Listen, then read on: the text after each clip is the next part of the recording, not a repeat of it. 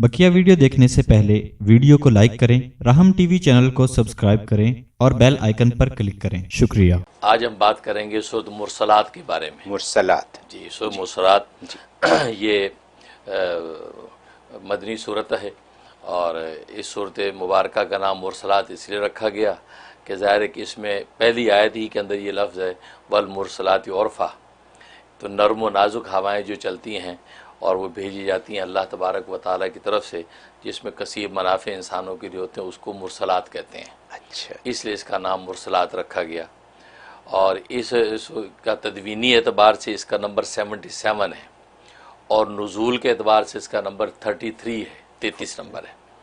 और इसमें भी अल्लाह तबारक व तआला ने जो मज़मून बयान किया तो गोया कि इसमें हदीस आज़म का बयान है।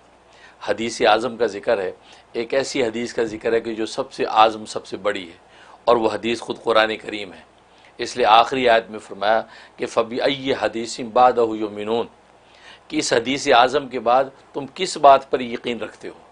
कि जब ये हदीस आज़म आ गई, ये कुरान जो गोया कि इल्मी कुरान जो दो गत्तों के अंदर बंद है और अमली कुरान जो सरकार दो आलम सल्लल्लाहु अलैहि वसल्लम की ज़ाती आली है, इल्मी और आमली ये दोनों वही और कुरान आ गए हैं। अब इसके बाद तुम कौन सी ऐसी बात है जिसका यकीन करते हो। ये इतनी मुदल्लल मुफस्सल और मुनव्वर जो है ये हदीस आपके सामने आ गई, हदीस आज़म, इस पर यकीन क्यों नहीं रखते। और ये तुम्हें ये बात बतला रही है ये किताब और ये हदीस आज़म कि इन्नमा तुअदूना लवाक़े, कि एक वादा जो तुमसे किया गया वाक़े होने वाला है। यानी वो वादा किया कि क़यामत के क़याम का, कि वक़ूए क़यामत होगा, क़यामत के दिन होगा जिसके अंदर सबको पेश किया जाएगा और वहाँ अल्लाह तबारक व तआला के सामने वो अपने हर अच्छे बुरे का जवाब देंगे। तो इसलिए तुम इस यकीन कर लो कि मरने के बाद तुम्हें ज़िंदा होना है और अल्लाह तबारक व तआला के सामने पेश होना है और वहाँ पर तुम्हारी दुनिया का जो भी तर्ज़ अमल होगा उस एतबार से गुरोहबंदी होगी।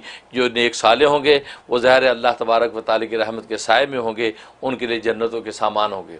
और जो नाफरमान सरकश हैं जिन्होंने दुनिया के अंदर जो है गोया कि इस हदीस आज़म का जो पैगाम हक़ था इसको मानना नहीं था, तो वह आखिरत के अंदर पकड़े जाएंगे और उनके लिए वहाँ आग का अज़ाब होगा और वह ज़िल्लत का रास्ता उनको इख्तियार करना पड़ेगा। तो इसलिए फरमाया कि फ़बी अय्य हदीस बादहु युमिनून, तो इस यानी इस हदीस आज़म के बाद किस बात पे तुम यकीन रखते हो, किसके कीजिए नाज और नखरे पे आके तुम इस हदीस आज़म का इनकार करते हो। इस हकीकत को बयान करके अल्लाह तबारक व तआला ने इसमें मुख्तलिफ मज़ामीन को ज़िक्र किया है।